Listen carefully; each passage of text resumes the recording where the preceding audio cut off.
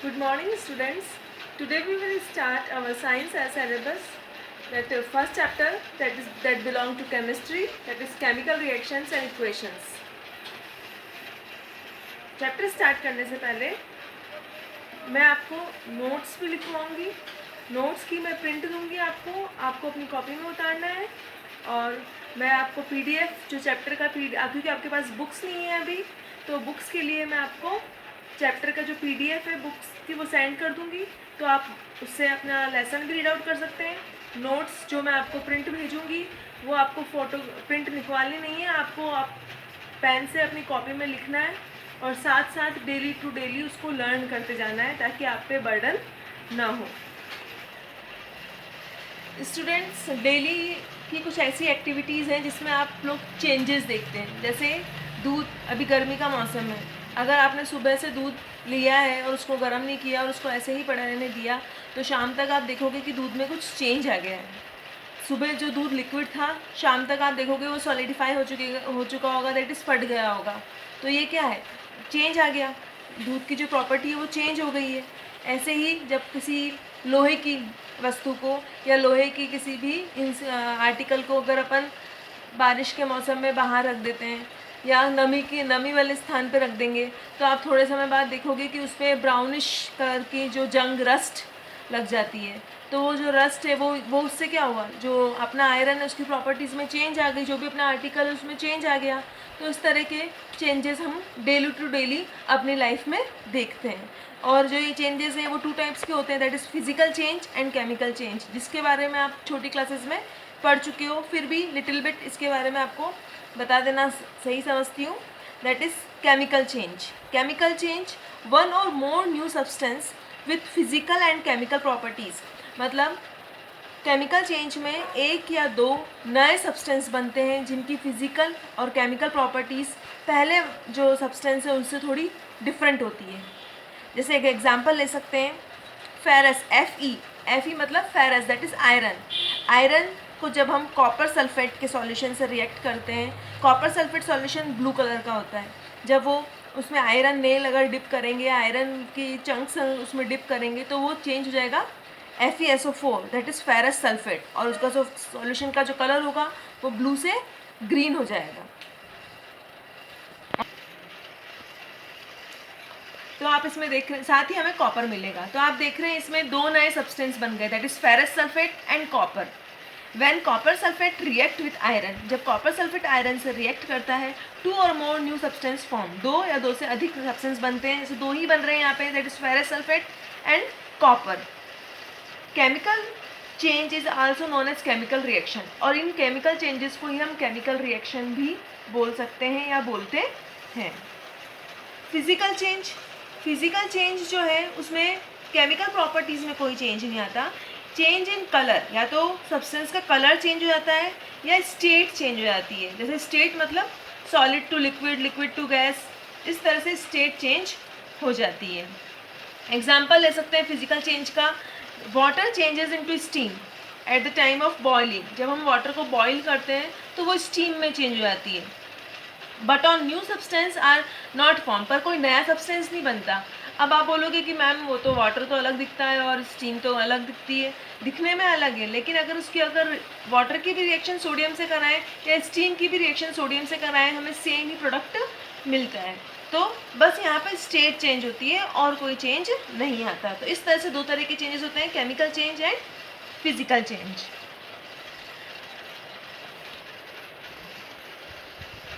जैसे हम खाना पकाते हैं तो खाना पकने से पहले उसकी प्रॉपर्टी अलग होती है और खाना जब पक जाता है तो उसकी प्रॉपर्टीज़ में चेंज आ जाता है.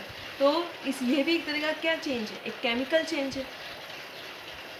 और केमिकल चेंज में जो न्यू सब्सटेंस बनते हैं उनकी प्रॉपर्टीज़ जो पहले सब्सटेंस है उनसे बिल्कुल डिफरेंट होती है. और केमिकल रिएक्शंस भी बोल सकते हैं इसको कि केमिकल रिएक्शन हो रही है. केमिकल रिएक्शन हो रही है, लेकिन केमिकल रिएक्शन हो रही है इसका पता कैसे लगेगा? How can we identify that chemical reaction is taking place? A chemical reaction can be determined with the help of any of the following observations. Chemical change को हम डिटरमाइन कर सकते हैं by the following observations. Chemical reactions हो रही है, इसका पता लगाने के लिए कुछ हमको दिखता है, इस तरह से कुछ हमको महसूस होता है कि या तो कुछ गैस इवॉल्व हो रही है, that is evolution of gas. Change in temperature, जैसे अगर किसी टेस्ट ट्यूब में रिएक्शन हो रही है, अगर मान लो हमने टेस्ट ट्यूब में, जैसे आप लोग टेस्ट ट्यूब भी छोड़ देते हैं, हम नॉर्मल जब अपन पानी में चूना डालते हैं तो आप देखते हो उसमें से भाप निकलती है। अगर उसको जिस भी आपने बर्तन में रखा है वो बर्तन गर्म होगा, है ना, तो उसकी टेम्परेचर में चेंज आ जाता है, इसका मतलब वहाँ पे कुछ केमिकल रिएक्शन हो रही है। Formation of precipitate.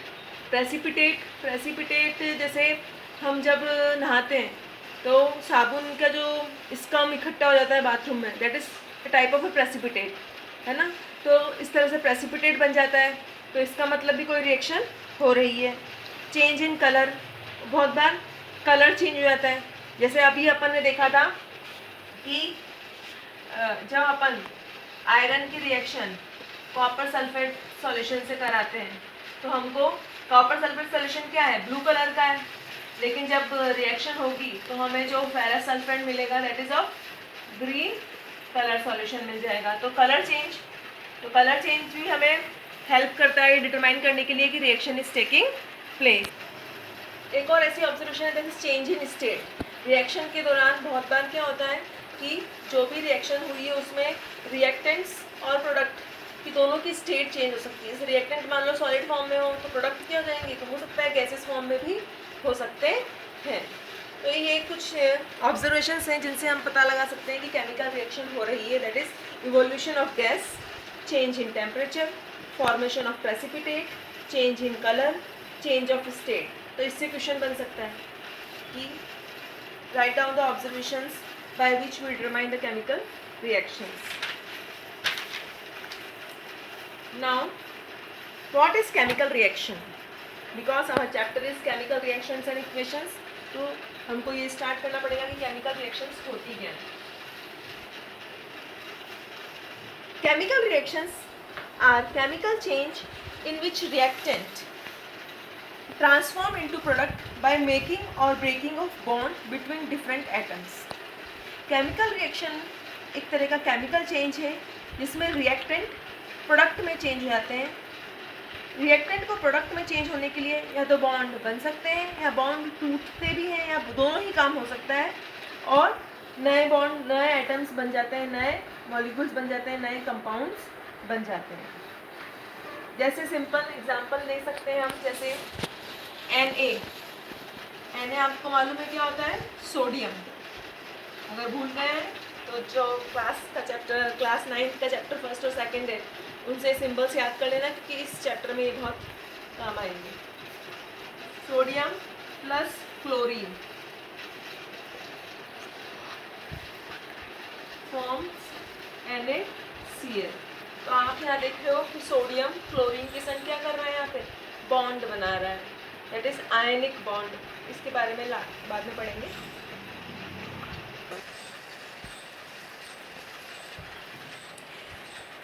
Chemical reaction that is a chemical change.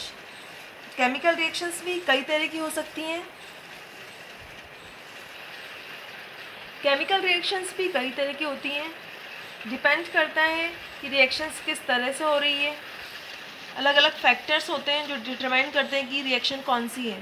तो इस तरह से रिएक्शन कई तरह की होती हैं, जैसे कॉम्बिनेशन रिएक्शन, जब दो एटम्स आपस में कंबाइन हो रहे हैं और नया प्रोडक्ट फॉर्म कर रहे हैं, उसको कॉम्बिनेशन रिएक्शन बोलेंगे। डिकम्पोजिशन रिएक्शन, जब कोई कंपाउंड टूट जाता है और दो नए एटम्स बन जाते हैं, that is decomposition reaction. Single displacement reaction पढ़ चुके हैं हम लोग। सिंगल डिस्प्लेसमेंट रिएक्शन अभी हमने पढ़ी, फेरस सल्फेट को जब हम कॉपर सल्फेट को जब हम आयरन से रिएक्ट करते हैं तो फेरस सल्फेट बन जाता है, तो वहाँ पे डिस्प्लेसमेंट हो गया, दैट इज कॉपर सल्फेट में से कॉपर हट गया और वहाँ पर Fe जुड़ गया, that is single displacement reaction. Double displacement reaction, सबके बारे में हम डिटेल में पढ़ेंगे आगे। Redox reaction, endothermic reaction, exothermic reaction, precipitation and neutralisation, सबके बारे में थोड़ा बहुत हम पढ़ भी चुके हैं और डिटेल में हम आगे चैप्टर में पढ़ेंगे, इसलिए कंफ्यूज होने की ज़रूरत नहीं है।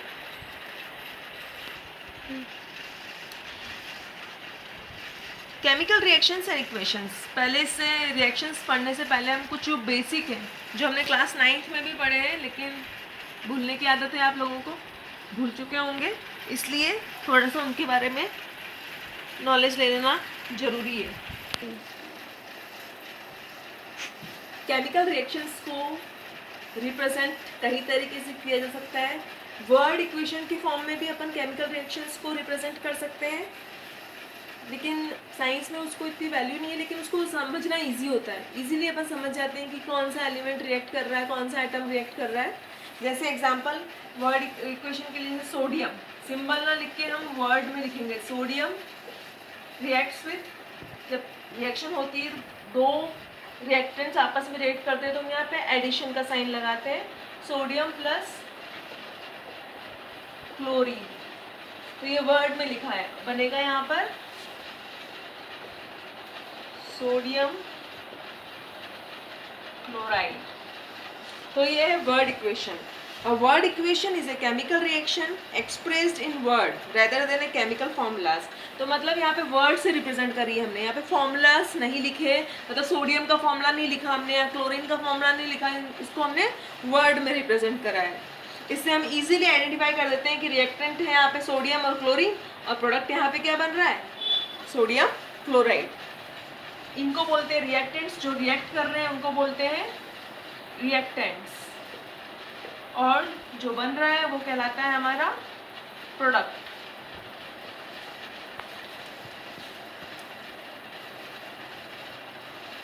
इसमें sodium react with chlorine and it's give us sodium chloride. ये वर्ड इक्वेशन है, लेकिन इसका इतना ज़्यादा हम यूज़ नहीं करते हैं। छोटी क्लासेस में इसको हम यूज़ कर लिया करते थे, लेकिन अब हम आगे रिएक्शंस को लिखने के लिए symbols of the elements, symbols का यूज़ करेंगे, जो कि हमने क्लास 9th में याद करे थे। एलिमेंट्स के सिंबल 30 एलिमेंट्स के तो याद कर ही लिए थे। Symbols of element and their valencies. Symbol is a chemical code of an element. जैसे सोडियम का सिंबल है Na, क्लोरीन का सिंबल है Cl, सोडियम को हम Na रिप्रेजेंट करते हैं, क्लोरीन को हम Cl रिप्रेजेंट करते हैं। तो ये क्या है, एलिमेंट का सिंबल है। जैसे आप लोगों के निकनेम होते हैं, हमेशा आपको घर वाले आपके नाम से नहीं बुलाते होंगे, कभी आपका निकनेम ले लेते होंगे, है ना। सेम ऐसे ही एब्रिविएटेड फॉर्म है, क्योंकि सोडियम ना बोल के हम Na बोल देते हैं, है ना। Na बोलते ही नहीं, बोला ही जाता है कि Na है। ईच एलिमेंट हैज वन और टू, हो सकता है दो। जैसे सोडियम, अब सोडियम है, अब सोडियम से Na कैसे आया, ये इसका लैटिन नेम जो है वो नेट्रियम है, नेट्रियम से Na लिया गया, Na। ऐसे फर्स्ट टू लेटर ले लिए, उनको शॉर्ट फॉर्म में कर दिया तो Na, सोडियम का हो गया Na। ये छोटी क्लासेस में पढ़ चुके हो तुम लोग। इस तरह से सिंबल्स के फॉर्म में भी केमिकल रिएक्शंस को लिखा जाता है। एलिमेंट्स के सिंबल्स लर्न करने पड़ेंगे, लर्न होंगे, और नहीं है तो कर लेना। नाउ वैलेंसी, वैलेंसी भी आप लोग क्लास 9th में पढ़ चुके हो। वैलेंसी क्या होता है, what is valency? Combining capacity of an element. Valency is the combining capacity of an element. It can be considered as the number of electrons lost, gained or shared by an atom when it combined with another atom. Valency को कैसे समझ सकते हैं, जैसे sodium Na, sodium की valency क्या है, sodium अपना जो है एक इलेक्ट्रॉन लूज कर देता है इजीली। सोडियम की वैलेंसी होती है +1, और वहीं जो है क्लोरीन, वो एक इलेक्ट्रॉन गेन कर लेता है, उसके पास एक इलेक्ट्रॉन वो गेन कर लेगा, और -1, और दोनों आपस में कंबाइन होके NaCl फॉर्म कर लेंगे। इसके बारे में डिटेल में पढ़ेंगे अपन कि किस तरह से इलेक्ट्रॉन लूज और गेन किए जाते हैं रिएक्शंस के दौरान, और नया मॉलिक्यूल फॉर्म हो जाता है। नाउ वैलेंसी वैसे हम पढ़ चुके हैं क्लास 9th में। Now, how to write a chemical equation? Representation of a chemical reaction in terms of symbols and chemical formula of the reactant and the product is known as chemical equation. जब किसी भी chemical reactions को reactants के symbol और product के symbols के साथ represent किया जाता है, that is known as chemical equation. जैसे zinc का symbol होता है Zn. zinc S यहाँ पर रिप्रेजेंट कर रहा है कि zinc is in solid state. When react with H2SO4, H2SO4 sulphuric acid, यहाँ पे जो DIL लिखा हुआ है दैट इज वो बता रहा है डाइल्यूट सल्फ्यूरिक एसिड. और यहाँ पे जो AQ that is in aqueous form, मतलब डाइल्यूट वाटर यहाँ पे प्रेजेंट है, डाइल्यूट फॉर्म में है H2SO4. जो ये एरो है ये बताता है कि ये तो रिएक्टेंट साइड है और एरो के बाद जो है वो प्रोडक्ट साइड है. यहाँ पे आप देखोगे जो प्रोडक्ट बना है ZnSO4, ZnSO4 जिंक सल्फेट, ये भी एक्वस फॉर्म में मिला है हमको, प्लस H2.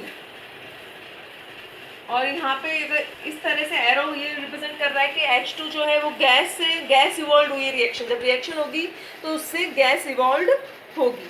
तो इस तरह से केमिकल इक्वेशन को जब रिप्रेजेंट करते हैं तो सिंबल्स का अगर यूज़ करते हैं तो वो कहलाएगी केमिकल इक्वेशंस. तो इसके लिए आपको सिंबल्स यहाँ पे जिंक Zn जो जिंक को रिप्रेजेंट कर रहा है, S यहाँ पे सॉलिड स्टेट को रिप्रेजेंट कर रहा है, प्लस मतलब यहाँ दोनों रिएक्टेंट हैं.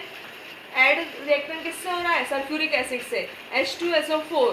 DIL यहाँ पे रिप्रेजेंट कर रहा है डाइल्यूट, मतलब यहाँ पे वाटर मिला हुआ है सल्फ्यूरिक एसिड में, कंसनट्रेटेड नहीं है. और रिएक्शन के बाद बन रहा है जो है वो प्रोडक्ट है that is zinc sulphate, aqueous form में है, प्लस H2. ये एरो रिप्रेजेंट कर रहा है कि जो हमारे जो गैस इवॉल्व हो रही है रिएक्शन के दौरान.